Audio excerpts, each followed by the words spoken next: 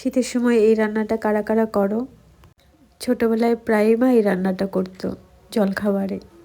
শীতের সময় অনেক রকমের সবজি পাওয়া যায়, তাই আগের দিনকার ভাতটা বেঁচে গেলে মা সব কিছু সবজি দিয়ে আর ডিম দিয়ে এটা করে দিত।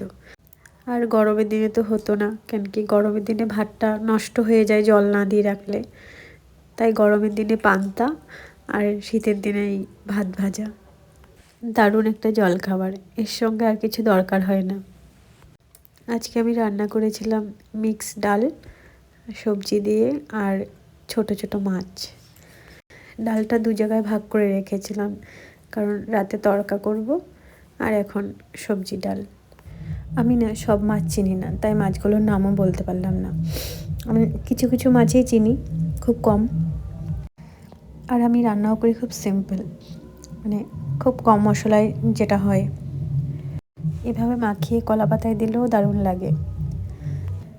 রান্না করতে ভালো লাগে না ঠিকই, তবে যেটুকু করি মন দিয়েই করি।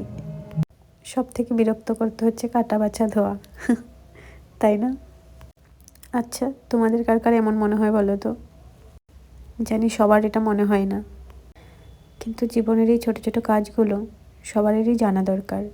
শুধু মেয়েদেরই নয়, ছেলেদেরও এই কাজগুলো করা উচিত।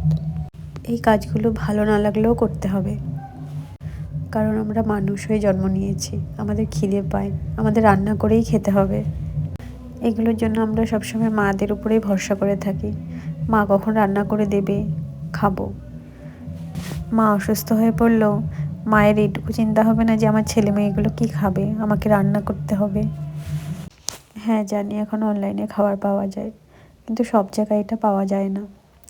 আর কিনে তুমি কদিনেই বা খাবে, তাই না? তাই বেসিক কাজগুলো সবারই জানা।